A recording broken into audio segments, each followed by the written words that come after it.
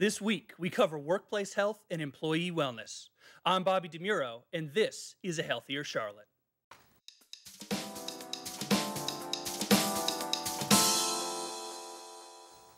Thanks for joining us for another episode of A Healthier Charlotte. Today, we'll look at health and wellness in the workplace, as well as workplace culture, and whether the importance we put in our careers might be having a negative effect on our individual health. Let's jump right into it and meet our guests for the first panel today. First, Amy Crane is the Operations Director for the Childress Klein YMCA here in Charlotte. Next to her is Melinda Damaris, the Senior Program Director for the Dowd YMCA overlooking Uptown Charlotte. And finally, Julie Jackman is the Working Toward Wellness Coordinator for the Mecklenburg County Health Department. Welcome all three of you to the show. Thank you for being here. Thank you for having us. And let's get into it. First off, when we talk about corporate wellness, Julie, I guess I'll start with you.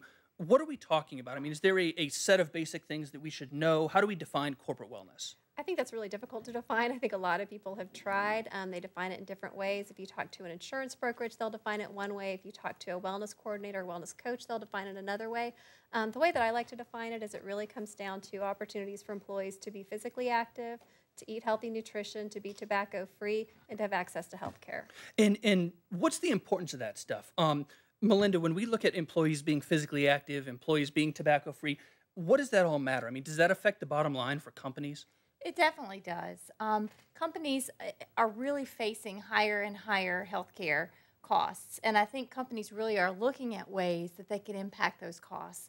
They're also looking at something called presenteeism, and that's even harder to measure than those hard fixed costs in terms of what medical care is costing companies and costing individuals as well.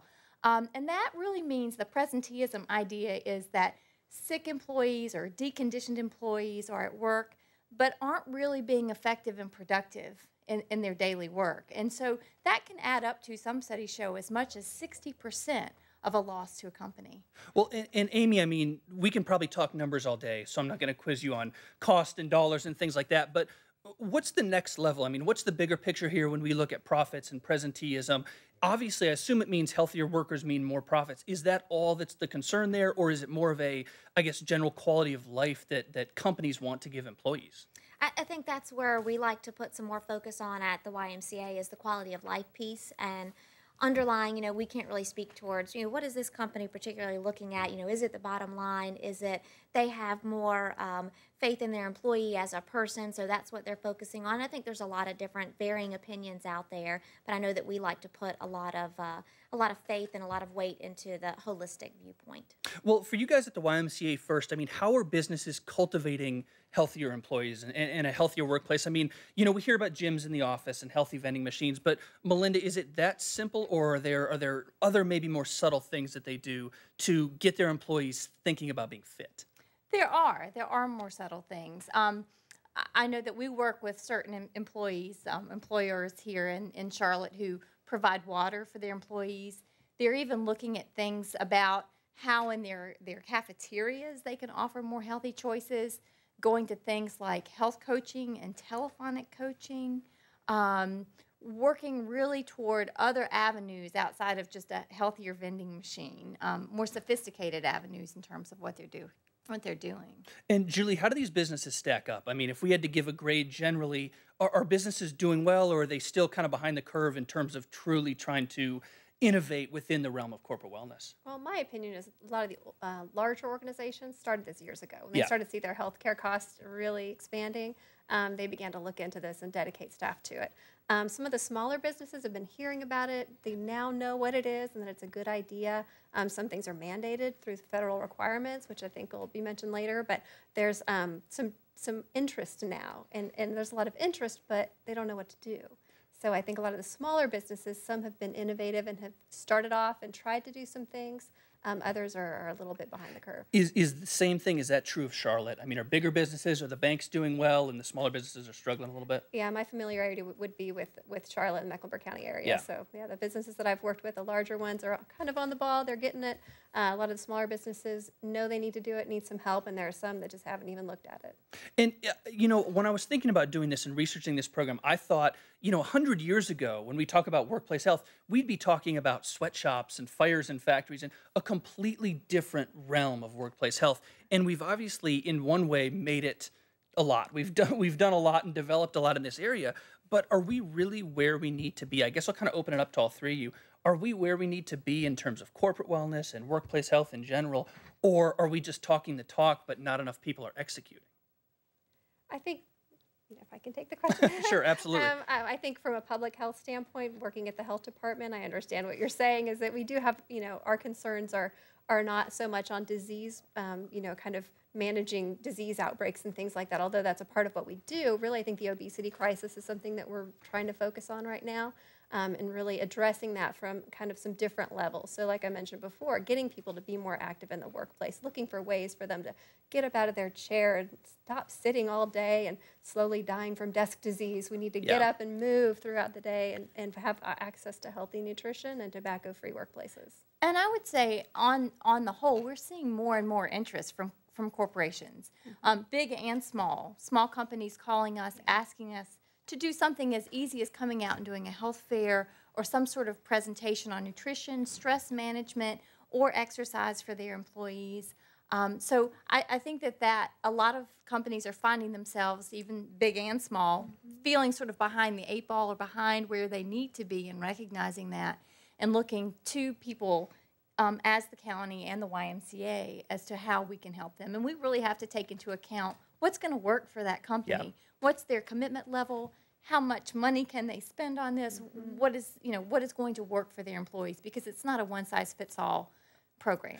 And Amy, is there any way to measure effectiveness? I mean, we can probably look at heart rates and pounds lost. Does that do enough justice, or are there other numbers that we need to consider when we look at how successful a program is? I think there are a lot of other things that we as a company who helps other companies to get to that point would like to consider, and then the company themselves consider. Could be as much as retention of employees at the workplace or within the programs that they are implementing for healthier lifestyles, and then surveys that they give their employees also, and wanting to make sure that their employees invested in it and they're not just guessing at what it is they need to offer. So there's those measurement tools that are taking effect as well. It's something I'm curious about, and again, I'll open it up because I don't know which one of you might be the best to ask. Working at home has become so common now with people at banks and people at other large companies and small companies. Does that impact the corporate wellness realm at all? I mean, can we measure a difference there between workers who are working in an office? I think that there can be more peer support for corporate wellness when you do have people working in an office environment. You can have walking groups who get up at lunch and walk together, people who help each other when they're eating in the cafeteria. But I think technology now presents some wonderful opportunities, and I think that will be sort of the next realm in corporate wellness that we're really looking toward, is how we can use technology to include folks who are working from home, telecommuting, or even folks who travel, because I know that we deal with that with a lot of our corporate clients. When people are traveling, making healthy choices on the road, if they don't have access to exercise at a YMCA or in their corporate health facility, how can they get that exercise on the road? Well, and let's talk about the future. And I know it's hard to predict the future, but Julie, when you see what Mecklenburg County, the health department has done, when you see what other organizations, maybe like the Y, have done with companies, what's the next step? Where is this all headed? I would hope it would kind of be directed more towards more participation and Yeah. really getting people involved in the community, and every business in Mecklenburg County getting involved in some sort of worksite wellness program. There are resources through many different organizations in our community. We have amazing resources for them. And so my goal really is just to help people kind of get involved and be a part of what's going on in Charlotte. Well, talking about the participatory aspect, Amy, I'm just going to guess that we can't force people to get healthy and to work out. And I mean, that must not really work. So besides having people get involved and having people participate more, what's the component to do that? I mean, is it just education? Is it incentives? Do we give people money or insurance coverage or something for doing it? I think the best line of action is going to be to talk to the employees, because every person's an individual. The three of us are going to have different likes. I don't have kids. You may have kids. You know, there's lots of different lifestyles out there, especially in the larger companies that we deal with. And it's more difficult for those larger companies to tap into each individual staff member and find out what their likes are. That's a starting point, because if you don't survey and if you don't find out what they want to participate in, you're not going to get that participation. And I think measuring their readiness for wanting change is really, really important. And the places where I think we see it happening at the YMCA with the corporations with whom we work being most successful is when that really comes from the management and the senior team who really buys into this and really infiltrates this culture of wellness throughout their entire business. Well said. Well, thank all three of you for joining us on the panel today. Thank you. And up next, Kelly Davis from FoodieFresh.com is in the kitchen again this week, and she's covering healthy meals that you can make with little or no prep time. Good stuff on her new segment called It's Just That Simple. Enjoy. Hi, I'm Kelly from Foodie Fresh, and often when I am running late, as usual for work, I have to make breakfast really, really quick, or I have to eat something in the car, pack something with me to take to work. So I keep a few things on hand that allow me to put something together really quick, really easy, and these are some of those items. One of the first things that I would do if I'm running really late is make a smoothie. So I make a smoothie by keeping on hand, I prefer almond milk, but you can use any kind of milk that you like. This keeps a little bit longer than regular milk, so it's going to be there whenever you need, when you need it to be. So another thing I keep on hand is frozen fruit. So I'll usually put half a frozen banana. I always keep frozen bananas on hand. Some frozen fruit, some almond milk, and some protein powder to keep you full, because milk and fruit just aren't going to cut it until 12 o'clock. I also might throw in some peanut butter or almond butter. The next thing I might do is create an egg sandwich really quickly. I like to take an egg, throw it in a ramekin with a little bit of cooking spray or oil. I prefer oil in the misto over cooking spray because it's got some funky, weird stuff in it that you might not want to put in your body, so I prefer a little bit of oil. I throw it in the ramekin with an egg, put a paper towel over it, and heat it in the microwave. 30 to 40 seconds, really depends on your microwave, so you kind of have to test it out to know what's best for your microwave. Throw it on 2 pieces of bread with a piece of cheese, some spinach, and something quick and easy you can eat in the car or at work. The next thing I might do, and this is a thing that I almost always do when I'm running late, it's just my go-to, is throw some yogurt in a bowl with some frozen fruit. I heat my frozen fruit up in the microwave because I have sensitive gums, so I don't really like to chomp on the frozen fruit. I throw that in with some yogurt after I heat it up, and then I'll throw on either some healthy cereal, and what I define by healthy is it doesn't have a lot of sugar in it, it's made with whole grains, or more often than not, I'll put some raw oatmeal on the top with a handful of nuts for some healthy fats and some protein, or some peanut butter or almond butter. And that's ready to go with me, or eat really quickly at home. If I'm running really, really late, then I already have on hand usually some yogurt in a container, so I don't have to actually spoon it out into a bowl and measure it out and all that, which makes it a little bit more quick. Lastly, the last thing I might do is just throw together 2 pieces of toast, some peanut butter, some jelly, or peanut butter and banana. That's pretty quick as well, something that you can hold in your hand, eat in the car, eat when you get to work. So I'm pretty well equipped at any point in time to run late, which I do a lot. So if you keep a few things on hand, you won't be late to work. Welcome back into A Healthier Charlotte and our show on workplace health and employee wellness. Let's meet our panel for the second portion of the show right now. First, Adam Howell is the creative director for the business journals here in Charlotte and a former Google employee who will give us a little insight on that today.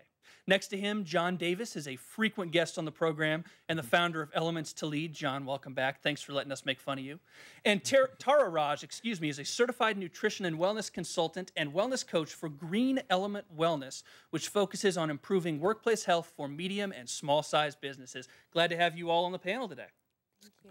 And let's get started, Adam, with you. First off, I want to talk about Google. They're the biggest company in the world right now, I'm pretty sure.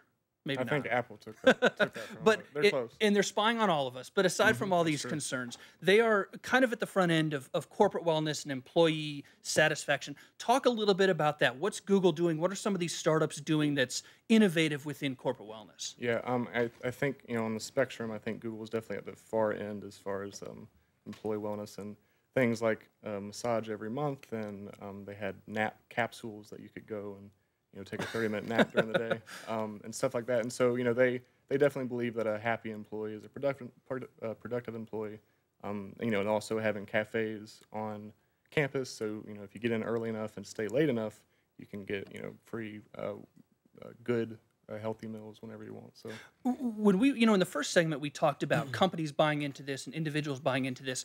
Is part of that, part of the innovation? It would seem to me that Google has a lot of employees who are very well educated, very, forward-leaning, very innovative-leaning themselves. So is it a natural progression for the employees, for the workers to want to do that sort of stuff? Well, it's definitely a decision that the employees themselves make too, because they have good snacks and bad snacks, and good drinks and bad drinks, and each employee usually, just like we do when we go home, they dive into the Cokes probably a little too much, and the water not quite often enough. But I think for the most part, people when you start, you can choose either a standing desk or a sitting desk, and you can choose an exercise ball or a chair. And so a lot of people make those decisions for themselves. They try to stay cognizant of it during the day. And Tara, that makes me think: standing desk, sitting desk, exercise ball. Not a lot of companies, not a lot of small businesses have that luxury. Maybe they don't have that understanding. Major banks in town, when we look at Bank of America, they have found it cost effective to engage in corporate wellness. But for these small businesses, do they see a bigger burden? Is it a bigger uphill battle to get smaller businesses interested in this and doing this for their employees? Yeah, sure. I think definitely financially, because they're working with smaller budgets. And so when they take a look at, what is going to be their return on investment and how much are they going to be spending, it is something that they're scratching their heads about. Small businesses are definitely seeing the impact of preventative wellness and the importance of it, but at the same time, it definitely has to be more of an awareness around what is their budget and what is realistic for their environment. Well, what is realistic? Do we just leave them out in the cold, and the ones who figure it out do, and the ones who don't figure it out are left behind? Are there ways that they can, I don't want to say cheat the system, but are there ways that they can more cost-effectively do things? Yeah, that's a great question, and no, definitely not leave them out in the cold. And because 43% of the U.S. population is employed in small to mid-sized businesses, so the thing is wellness companies taking a look and saying, we know they have smaller budgets, so what can we do that's still preventative to help their employees and work with them with the budgets that they have? It absolutely can be done. I think it's going to be a little bit of a give and take, but there are organizations, there are companies that can go in and help these small businesses to implement worksite wellness. And I want to switch gears, kind of make a left turn with you, but you've been studying this a lot. How does the Affordable Care Act tie in here? Is there anything worksite-wise, anything corporate wellness-wise? I know it's being talked about in the Supreme Court now, but assuming it is what it was when it was passed, is there anything we should look at for companies and workplace wellness? Well, I think what's going to happen is that companies will do the math, and we will see more employees going to the exchanges. And what's going to happen is that it's going to create more of a conscious effort for smaller organizations to say, you know what, it's actually going to be more cost effective if we do bring in preventative wellness worksite programs to help the employees be happier and healthier, because it's going to do a number of things for the employee as well as help the productivity and the success of the company. So I think if it's passed as as it's been talked about, that companies, small, medium, large, are really going to start promoting preventative wellness, and we'll see more of a shift. Which would be a good thing in preventative wellness, but Absolutely. it might take some time to, Yes, absolutely. Now, John, I want to talk to you about some of these broader issues. Culturally speaking, I know you do this, I do this, we work all the time. I know everybody on this panel, I'm sure, works all the time. And, a lot of times we put work before our family, and we devote 60 and 70 hours a week to our jobs. Are we completely out of control in this country, in this society, in focusing on work that much? It's important, but are we giving it too much importance? Yeah, I think it's a great question, and really something I think that's happening, especially in the last few years with this, the corporate wellness. You're seeing such a rise with all these companies, and I think what they're seeing is that we are in a very overworked society, and the cost of that can be enormous. They can be to our families, and to not be able to do the work that we really want to do. And you're seeing, some more emphasis in corporate cultures on slowing down and on checking email less, and how that can connect to being more productive. And Adam talked about the nap rooms. You know, there's some really interesting work being done at the Center for Intentional Leadership here in town and with the group called the Energy Project, that they started talking about restoration rooms to have in the afternoon. And that if we can be more productive with 40 or 50 hours by slowing down, allowing ourselves to have time for exercise, whether it's going for a run at lunch, we'll actually be able to work less and be better for family and friends. Well, and Adam, what about your perspective? I mean, being on the West Coast, being at Google, and now being here, and I don't want to say the business journals are behind the times because they're not. I mean, they're innovative too, but they may not be on Google's level. Right. Have you noticed a difference crossing the country between these two workplace cultures? Are companies getting this and slowing down, or is it just the ones at the top of the curve? I would have to say probably right now it's the ones at the top of the curve, and then the employees within the other ones that are proactive enough to make it happen for themselves or to ask their boss for it. I brought my own standing desk in to the business journals, and I had one at home when I worked from home. So I think it'd be better if it was more like when you on your first day you're given the choice, but I don't think we're quite there yet. I would just take a guess that you're probably the only person with a standing desk at the business journals. There's one guy in the Sporting News, which is also owned by them, but I think right now I am. Yeah. Are we behind? I mean, I'll open this up to the whole group. Are we behind in Charlotte in terms of putting work in its proper place, doing things like having standing desks, doing things like having restoration rooms? Are we, on the average of this country, what other cities are doing, or do we still need to catch up a little bit? I think we're on the average. We're talking about the small business market, and with respect to that, I definitely think we're on the average. We have some larger organizations, banks here that, was mentioned earlier, they are ahead of the game, and they will be because they have larger budgets to work with. But for the small market, it's definitely national. We're right there with them. And it's a struggle. And talking about those small businesses, when we look at hours worked every week, in corporate culture, it may be easier to work 40 or 50. And when you own your own small business, sometimes you may have to work 80 hours a week. Does that factor in at all for owners of these small businesses? I mean, how do they relay with this? Yeah. Well, it's difficult because at the same time they want health and wellness and positive lifestyle, but they are juggling many different things. So it ties back into just the personal responsibility and accountability for health and wellness and that work-life balance.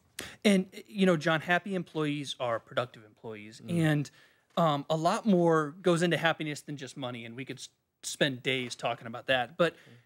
What do you think? I mean, maybe I'll open this up to everybody. What do you guys think employers need to know about making employees happy? Big businesses, small businesses, startups. What should bosses and CEOs be thinking about when we look at just general employee satisfaction? Well, I think it starts with getting the culture aligned with the vision of what the company's trying to do. And you and I talk about this a lot, but making sure that there's real purpose behind what the company is doing. And then also understanding that as the leadership in the company, they should be providing an environment where their workers can learn and grow. And what that'll allow them to do is continue to be happier, and they'll be more involved with their work and more productive to get things done. And I think it's like this, it's very much, Tara and I were talking about this earlier, a very holistic approach is that, exercise increases the cognitive flexibility. And so that in turn then is also going to help your business. And at the same time, it then lowers healthcare costs. So I think it starts really with understanding that, developing the individual on all sides as a person in the community and their health, it's only going to make your company that much more successful. And Tara, last question. We've got about a minute left, and I'm going to ask you the same thing I asked at the end of the first segment. In 10 years, could we have the same conversation? Will we be in the same place 10 years from now? I hope not. And the way that I think nationally, we're looking at the numbers and we're looking at the increased stress and the decline in health, I would hope that in 10 years, and I'm confident in 10 years that we'll see a shift and that it will be more preventative, people taking accountability, companies implementing wellness programs that's engaging employees to live happier, healthier lives. I hope so. Thank you guys all for coming on the panel. Thank you. And that's all the time we've got for today. Please visit ahealthiercharlotte.com for more information on all sorts of health and wellness topics related to Charlotte. I want to thank both our guest panels as well as our great crew working behind the scenes to make me look good. I'm Bobby DeMuro, reminding you that you don't need talent, you just need courage. Thanks for tuning in to A Healthier Charlotte.